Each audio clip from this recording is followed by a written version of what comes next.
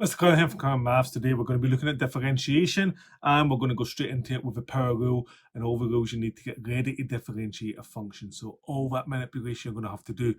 If you want to know what differentiation is and where it comes from and how to differentiate from first principles, look at my previous video. Link is up above right now. But for now, we're going to look at what differentiation is in terms of how we actually do it. So it's the rate of change of a function is what differentiation is, or the gradient of the tangent. And usually that's when you've drawn a graph of a function, it's the gradient of the tangent at a specific point. We'll get to that once we get to later examples, but for now let's look at the first main rule, which is called the power rule. If you take a function f of x equal to x to the power of n, and x would be a member of the real numbers usually, then f dash x is just n times x to the n minus 1. In other words, the power has been dropped to the front and we've taken 1 away from the power. We're going to use that in a number of scenarios. It looks simple, but sometimes it's not so simple when you have to manipulate the function first. A little bit of notation before we go on though. There's a couple of main notations we use at higher maths. Lagrange notation, that's when the function is something like f of x, then the derivative would be written as f dash x. Now we could have different functions. We could have g of x, and in that case you could have g dash x. And it doesn't have to be x, of course, it could be any letter. We usually use x and y simple because that's the coordinate system we use. And the other one we normally use is called Leibniz notation. So if your function is written as an equation like y equals f of x, then the derivative could be d by dx of f of x, or more commonly, the y by dx is what you'll see. Now, the good thing about d by dx is you can then do the derivative of an expression without calling it f of x or y. For instance, you could have d by dx just meaning differentiation with respect to x. In other words, if a function is in x, to differentiate it so your thing's in x. In other words, d by dx of x cubed would be 3x squared. Take a power down, take away 1. If y was equal to x cubed, then the y by dx would be still 3x squared. Notice the notation's shifting. Or if f of x was x cubed, then f dash x was 3x squared. And you'll have to know all these different notations and realise that it all means the same thing. Okay, straight on an example. Example 1 says a function f is defined for x as a member of the real numbers by f of x is x to the power of 4. Find f dash x. So f dash x, very, very simple, is I take my 4 down in front, write x again, and I take away 1 from the power, so that leaves me with 3. And we're done. That is it. Example 2 says a function is defined for x as a member of real numbers by f of x is 2x cubed. Find f dash x. Slightly more complicated building this up. So f dash x, well, 2 is just a number, so I take 3 down in front, but I need to then times by 2x,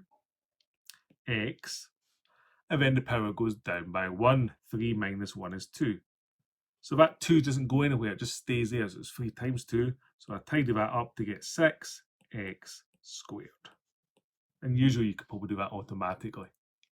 Let's have a look at some negative and fractional indices. What happens when that happens? So let's example 3 says f of x is x to the power of minus 3. And I've just written in brackets x is a member of real numbers, of course. So we have to find f dash x. Nothing exciting or new here. The power comes down in front, so minus 3x, and we reduce the power by 1. Minus 3 take away 1 is minus 4. Now we can tidy that up slightly by leaving it as a positive power. If you remember your rules of indices, then that would be minus 3 over x to the power of 4. It's perfectly acceptable at higher maths to leave your answer in this form, but often you'll want to go that one step further because sometimes you'll be substituting a number in without a calculator, so you'll need to have it as a positive power. Example 4 says f of x is 4 times x to the minus 2. X is a member of real numbers. Find f dash x. So our function's f of x, f dash x. I take minus 2 down to the front. I'm going to times that by 4x. Minus 2 take away 1 is minus 3. So that equals minus 2 times 4 is minus 8, x to the minus 3. Or if you wanted it as a positive power, that's acceptable, remember, minus 8 over x cubed.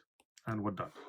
Example 5. F of x is defined as x to the power of minus a third. X is a member of real numbers. Find f dash x. fractional power, no problem there. The power comes down to the front, so it's minus a third x. And I need to take away 1. Minus a third, take away 1 is minus 4 thirds. And what you get used to doing with taking away 1 is just take away the denominator. If I'm in thirds, I take away 3 from the numerator. If I'm in quarters, I take away 4. So minus a third, take away 3 thirds is minus 4 thirds. Now let's actually leave this one as a, we could leave it like that and that's perfectly acceptable, remember, but let's actually switch it to what it is as a positive power to start with. So as a positive power,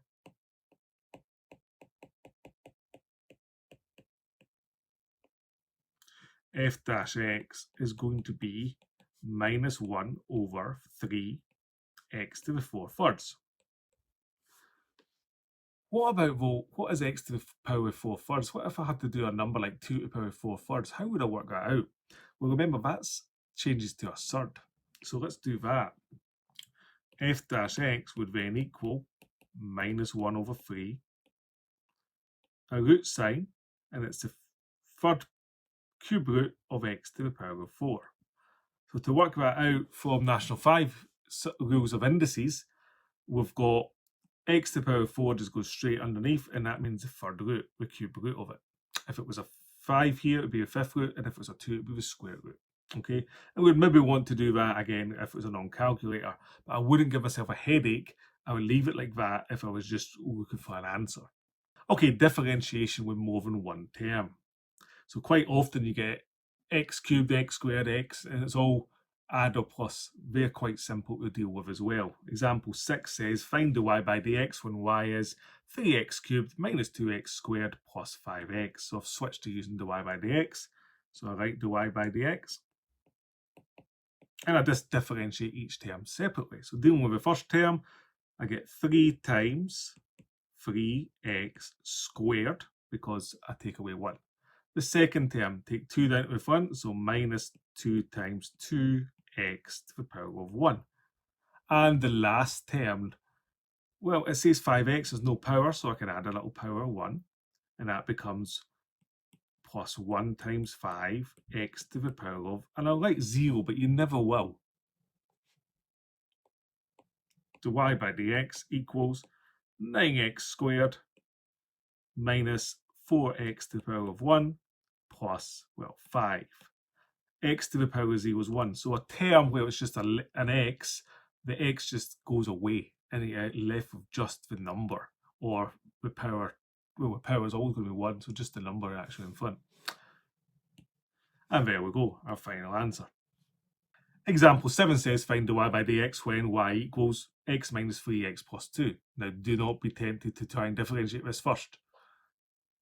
You can't do it because it's a bracket times a bracket. You need to separate it out into its terms, which is term plus term plus term. Otherwise, we can't do it, not right now. So we start manipulating y.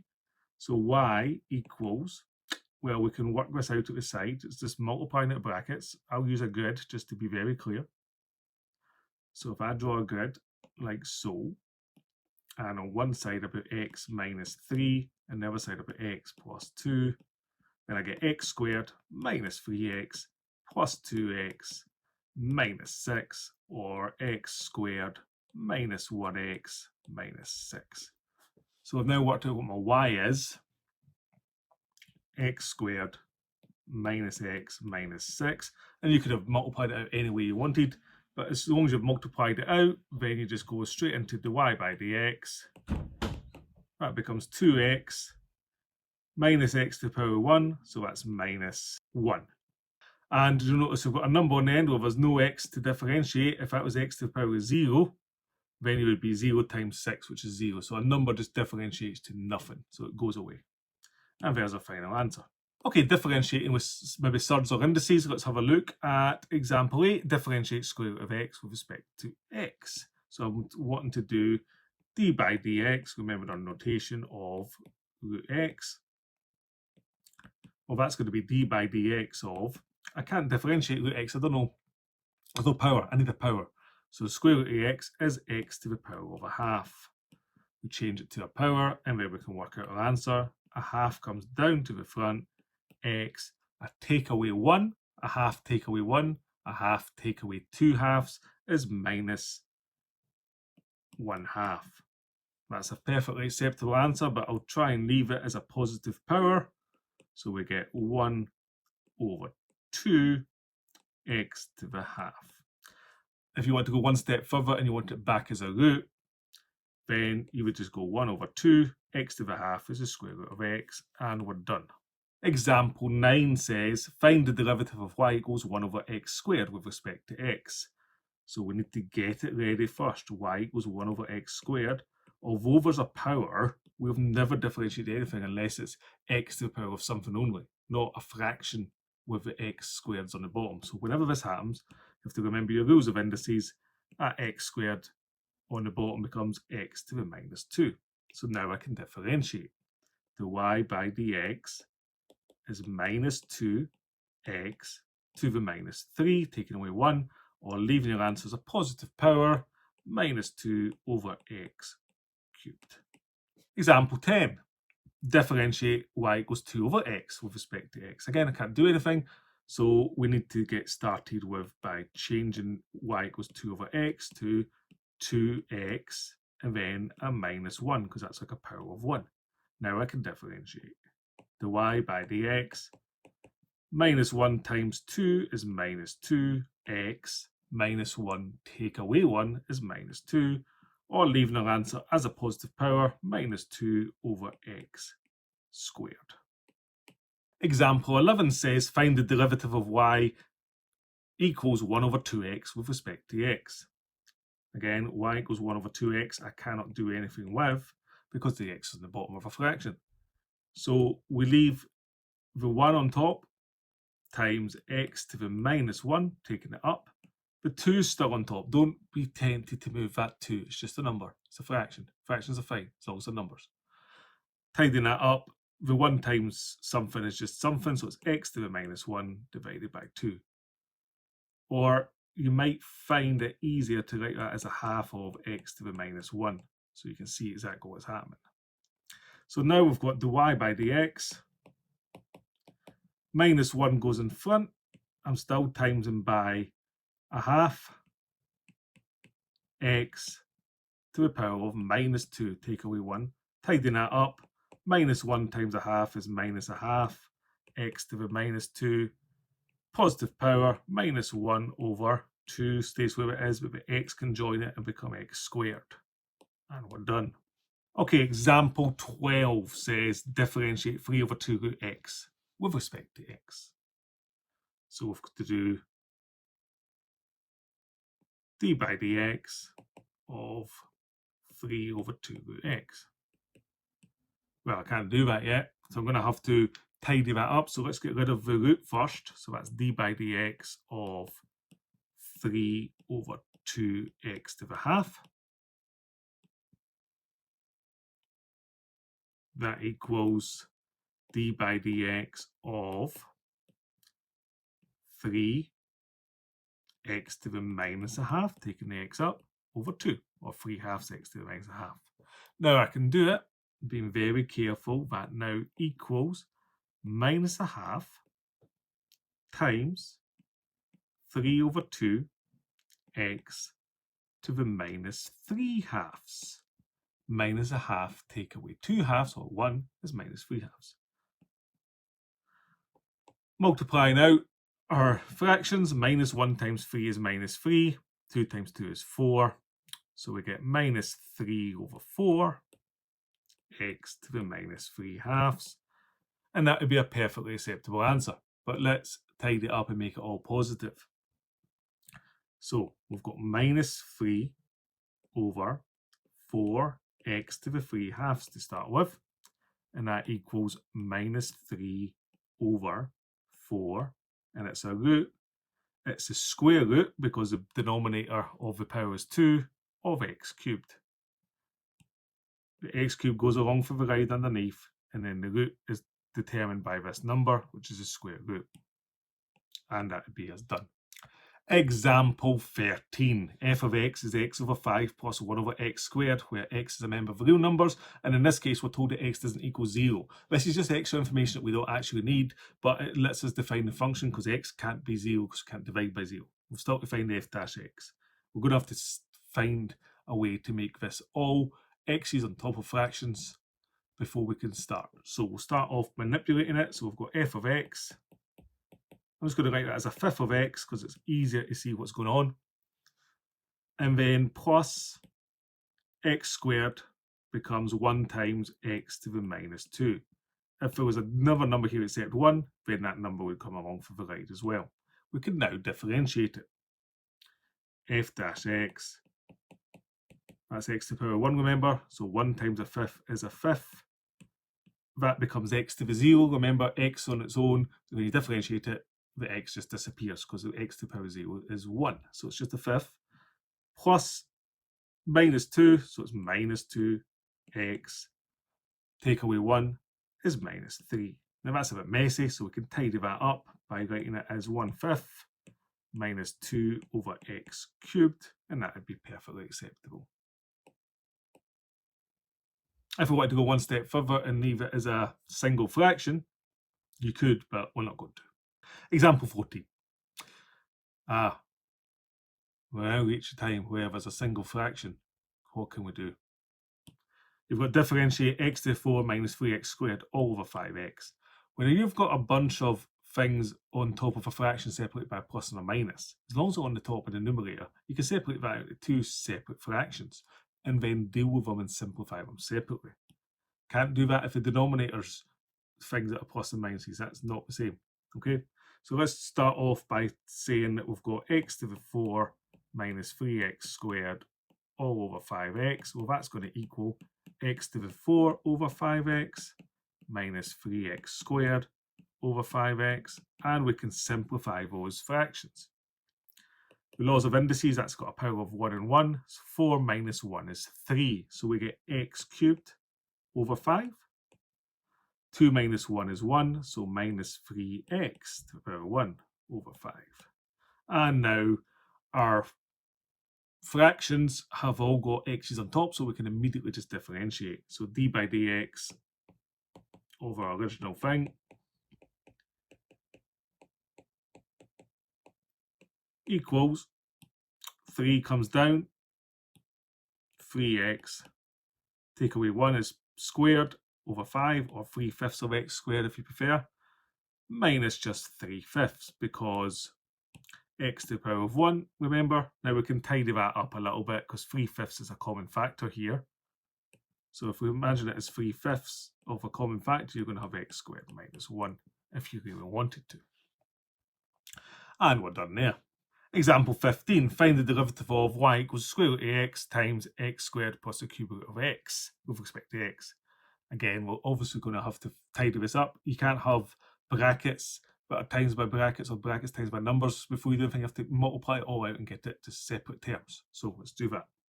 So y equals square root of x. I'm just going to straight away get rid of that x to the half times x squared plus the cube root of x, x to the third. So there's my first step. Let's get rid of all the roots and make them all powers so we can multiply them out easily enough. So y equals, laws of indices, a half plus 2, x to the 5 halves. How did I do that so quick? Well, 2 is 4 halves plus 1 is 5 halves. I'm now going to have to do a half plus a third because I'm adding the powers because of the laws of indices. So maybe at the side, a half plus a third is equal to 3 over 6 plus 2 over 6, which is 5 over 6. So we've now got plus x to the 5 over 6. We can now differentiate it because they're separate terms. So dy by dx, 5 halves goes in front. X. Take away 1 from 5 halves. So take away 2 halves. 5 minus 2 is 3. So I get 3 halves. And the second one, plus 5/6. Take away 1 from 5/6. So take away 6/6. 5 minus 6 is minus 1/6. That would be a perfectly acceptable answer, but we can tidy it up. So we will. Let's make it all back into roots. So the y by dx in this case would be 5 square root of x cubed over 2 plus 5 over 6 times, well, it'll be x to the 6th. I'll write that first and then I'll fix that one. So that is 5 square root of x cubed over 2 plus 5 over 6, the 6th root of x. Now, normally you wouldn't have to go that far, but like I say, the only time you have to do that is if you've then got a number to substitute in. But I get in the habit of doing it every single time just for the practice, okay? But if you're in an exam situation, just leave your answer there.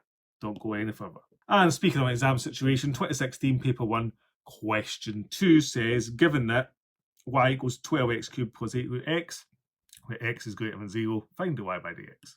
Okay. Y equals 12x cubed plus 8 square root of x to the half. That's our first step, mark 1. The y by dx, I'll read it like 36 because 3 times 12, x squared because take away 1, plus a half times 8 is 4x, and it's to the minus a half. Notice it does not say leave it as a positive power. It doesn't say to substitute a number in later or anything else. There's your final acceptable answer. You don't need to do anything else. But just for the practice, the y by dx would then equal 36x squared plus 4 over x to the half. So that's the square root of x. And that extra step is not required. This has been Kyle Master Day. We've been going through the rules of differentiation, the power rule, and getting ready to differentiate our functions so that we're able to then go and do it easily enough. I hope you've liked this video. Please like and subscribe. Thank you very much. Take care. Bye-bye.